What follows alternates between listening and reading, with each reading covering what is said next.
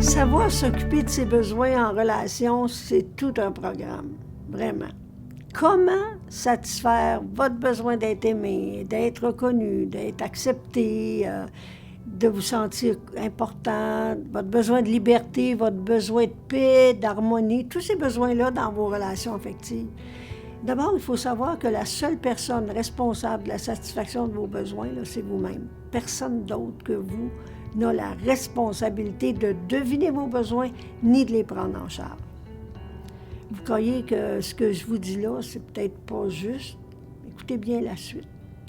Si vous attendez que l'autre devine ce que vous voulez ou qu'il fasse toujours ce que vous voulez, vous allez être très souvent frustré puis très souvent déçu.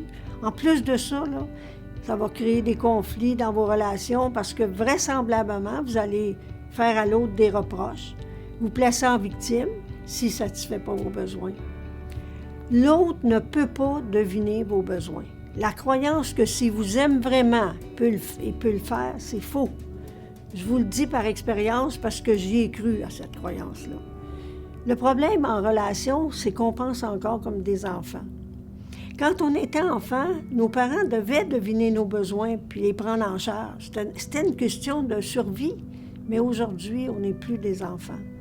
On n'a plus besoin de se faire prendre en charge, sauf dans des situations très exceptionnelles. C'est pour ça qu'éduquer un enfant, c'est lui apprendre à être autonome. Ça veut dire lui apprendre progressivement à prendre sa vie en main. Autrement, il va grandir dans la dépendance, puis il va vouloir que les autres le rendent heureux. Vous pouvez me croire, hein? On a beaucoup plus de chances de satisfaire nos besoins quand on s'en occupe nous-mêmes que quand on attend que les autres le fassent. Ça veut dire quoi, concrètement, s'occuper de ses besoins? Ça veut dire qu'il faut les identifier clairement, d'abord et avant tout. Autrement dit, il faut savoir exactement ce qu'on veut. Sinon, on devient invivable. C'est très épuisant de vivre avec quelqu'un qui se plaint tout le temps et qui ne sait pas ce qu'il veut. Ça, c'est la première chose, savoir ce qu'on veut. Deuxièmement, accepter nos besoins, c'est-à-dire les considérer comme une chose normale. Un besoin, c'est une nécessité vitale. Sa satisfaction est essentielle à notre bonheur, que ce soit un besoin physique, intellectuel, affectif ou spirituel, comme le besoin de paix, par exemple. En résumé, pour satisfaire vos besoins, il faut les identifier, c'est-à-dire savoir ce que vous voulez, les accepter comme une chose normale, puis après, les exprimer en donnant à l'autre la liberté de dire non. Si on n'est pas prêt à accepter un non, c'est qu'on n'est pas prêt encore à demander. Exprimer un besoin, c'est pas donner un ordre, là.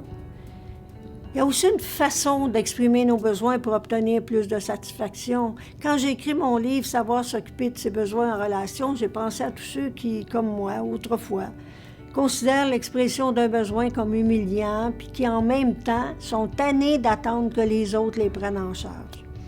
J'ai pensé à ceux-là qui veulent sortir de la dépendance affective, qui veulent se sentir enfin libres dans leurs relations affectives. Si c'est ce que vous recherchez, lisez « Savoir s'occuper de vos besoins, de ses besoins en relation ». On me dit souvent que j'ai du talent pour écrire des livres, mais que j'en ai pas beaucoup pour en promouvoir la vente. Mais cette fois-ci, là, je le fais. Parce que je sais que la lecture de cet ouvrage va changer quelque chose dans vos vies et dans vos relations. C'est un rendez-vous. À bientôt.